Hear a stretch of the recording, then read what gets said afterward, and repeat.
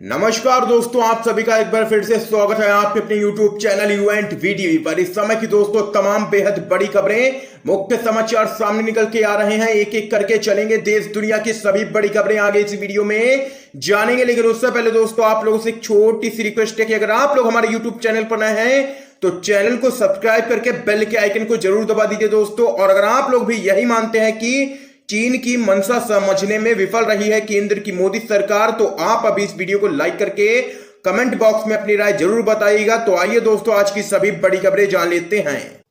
चीन की मंशा समझने में विफल रही है केंद्र की मोदी सरकार, सुरजेवाला का जोरदार हमला। आप लोगों को बताते चले, लद्दाख की गलवान घाटी में चीनी सैनिकों के साथ हिंसक झड़प में 20 भारतीय जवानों के शहीद होने को लेकर केंद्र की नरेंद्र मोदी सरकार पर निशाना साधते हुए कांग्रेस ने कहा है कि वह चीन की मंशा समझने में विफल रही है और उसकी इस चूक की कीमत देश को सैनिकों की शहादत के रूप में चुकानी पड़ी है।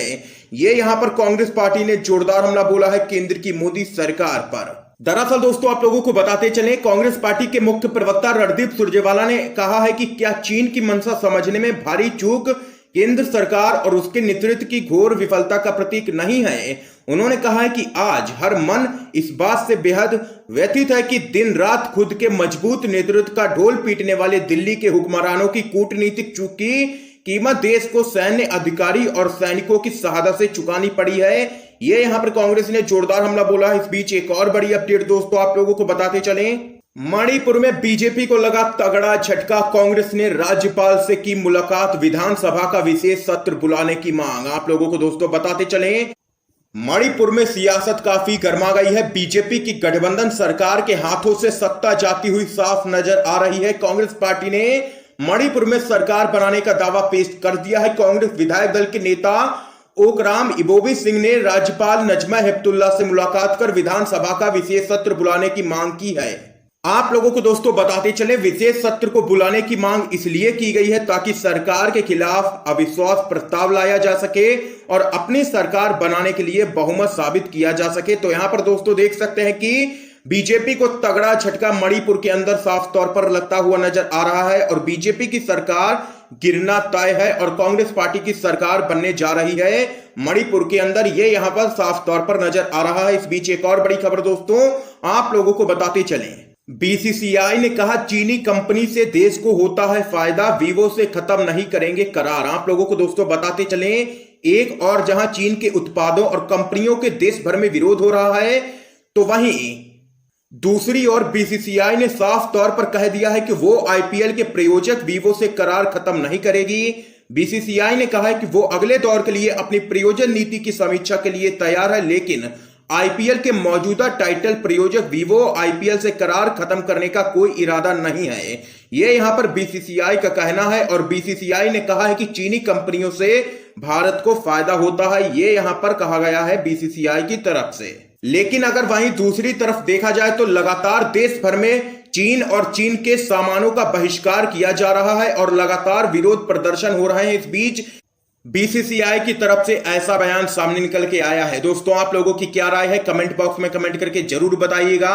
तो वहीं दोस्तों एक और बड़ी खबर आप लोगों को बताते चलें, विदेश मंत्री के जवाब से नाखुश है कांग्रेस, कहा जवानों की शहादत पर तथ्यों को उलझा रहे हैं विदेश मंत्री। आप लोगों को बताते चलें, कांग्रेस ने विदेश मंत्री एस जयशंकर द्वारा राहुल गांधी के सवाल के जवाब में किए गए ट्वीट को लेकर के आरोप लगाया है कि विदेश मंत्री तथ्यों को उलझा रहे हैं और जवानों को निहत्थे भेजकर उनकी जान जोखिम में डालने को सीमा समझौते का हवाला देकर सही ठहराने की कोशिश कर रहे हैं। गौरतलब है कि राहुल गांधी के एक ट्वीट के बाद जयशंकर ने उसे रीट्वीट करते हुए कहा कि हम तथ्य को स्पष्ट कर दें और विदेश मंत्री ने कहा था कि सीमा ड्यूटी पर सभी सैनिक हमेशा अपने पास हथियार रखते हैं, खासकर जब वे चौकी से बाहर निकलते हैं। यह यहां पर विदेश मंत्री की तरफ से कहा गया था, लेकिन विदेश मंत्री के इस जवाब से नाखुश है कांग्रेस पार्टी और कहा है कि जवानों की शहादत पर तथ्यों को उलझा रहे हैं विदेश मंत्री एस जयशंकर। इस बीच एक और बड़ी खबर आप लोगों को दोस्तों बताते चलें, बीजेपी के नेताओं ने चीनी राष्ट्रपति की जगह किम जोंग का पुतला फूका, हुए जमकर के ट्रोल। आप लोगों को दोस्तों बताते चलें, भारत और चीन के बीच लाइन ऑफ एक्चुअल कंट्रोल पर तनाव लगातार बढ़ता जा रहा है। गलवान घाटी पर भारतीय और चीनी सैनिकों के बीच हिंसक झड़प हुई। इस हिंसक झड़प में भारत के 20 जवान शहीद हो गए। इस घटना से पूरा देश लगातार गुस्से से उबल रहा है। देश भर में चीन के खिलाफ प्रदर्शन हो रहे हैं। बंगाल के आसन मोल में ऐसे ही विरोध प्रदर्शन के दौरान बीजेपी के कार्यकर्ता एक बड़ी गलती कर बैठे हैं। दरअसल दोस्तों आप लोगों को बताते चले, बीजेपी कार्यकर्ताओं ने चीन का विरोध करने के लिए पुतला दहन किया। इस प्रदर्शन में बीजेपी के कार्यकर्ताओं ने चीनी राष्ट्रपति शी जिनपिंग की जगह उत्तर कोरिया के मार्शल किम जोंग उन का पुतला फूंक दिया, जिसका वीडियो सोशल मीडिया पर जबरदस्त तरीके से वायरल हो गया और बीजेपी नेताओं को जमकर के लोग ट्रोल करने लगे और बीजेपी पर भी जमकर के लोग यहां पर निशाना साध रहे हैं सोशल मीडिया पर। तो यहां पर दोस्तों ये बड़ी अपडेट सामने निकल के आई। आइए एक और खबर आप लोगों को बताते चलें। कांग्रेस के नेता अभिषेक मनु सिंघवी का तंज कहा, शाह के एलएनजेपी दौरे के बाद भक्त गदगद हैं, दिल्ली से गायब हो जाएगा कोरोना। आप लोगों को बताते चलें, कांग्रेस पार्टी के वरिष्ठ नेता अभिषेक मनु सिंघवी ने गृह मंत्री अमित शाह पर कोरोना वायरस और राज्यसभा चुनाव को लेकर के तंज कसा है। कांग्रेस पार्टी के वरिष्ठ नेता अभिषेक मनु सिंघवी ने कहा है कि कोरोना वायरस महामारी के बीच अमित शाह लगातार राज्यसभा चुनाव में व्यस्त थे, खरीद फरोख्त की राजनीति कर रहे थे। अभिषेक मनु सिंघवी ने ट्वीट किया, राज्यसभा चुनावों की तैयारी में अति व्यस्त गृह मंत्री अमित शाह ने आखिरकार एलएनजेपी अस्पताल का दौरा कर ही लिया। भक्त अब गदगद हैं कि दिल्ली में अब कोविड-19 नहीं रहेगा, दिल्ली से कोविड-19 गायब हो जाएगा। ये यहां पर कांग्रेस पार्टी के नेता अभिषेक मनु सिंघवी ने यहां पर ट्वीट करके तंज कसा है गृह मंत्री अमित शाह पर। इस बीच एक और बड़ी अपडेट आप लोगों को बताते चलें। लद्दाख में संघर्ष पर शिवसेना का पीएम मोदी पर जोरदार हमला, सामना में लिखा गड़बड़ी सीमा पर नहीं बल्कि दिल्ली में है। आप लोगों को बताते चले, शिवसेना ने पूर्वी लद्दाख में भारत और चीन के सैनिकों के बीच हिंसक संघर्ष के मामले में पीएम नरेंद्र मोदी और उनकी सरकार पर जमकर के निशाना साधा है। आप लोगों को बताते चले, शिवसेना ने इस मुद्दे पर अपने मुखपत्र सामना में लिखा है कि नरेंद्र मोदी और उनकी सरकार हमेशा से ही यही कहते रहे हैं कि आज जो संघर्ष चल रहा है उसका कारण पूर्व प्रधानमंत्री पंडित जवाहरलाल नेहरू की असफल विदेश नीति है। ऐसा बोलकर सार्वजनिक सभाओं में तालियां तो मिल जाएंगी, लेकिन आज जो जवान शहीद हुए हैं उसे रोकने की जिम्मेदारी नरेंद्र मोदी सरकार की है। इस संपादकीय में साफ तौर पर कहा गया है कि गड़बड़ी सीमा पर नहीं बल्कि दिल्ली में है। इसमें दिल्ली सरकार को लेकर के कुछ बेहद ही कठोर शब्दों का इस्तेमाल किया गया है। तो यहां पर दोस्तों देख सकते हैं कि शिवसेना ने केंद्र की मोदी सरकार को लिया है निशाने पर। इस बीच एक और बड़ी खबर दोस्तों आप लोगों को बताते चलें।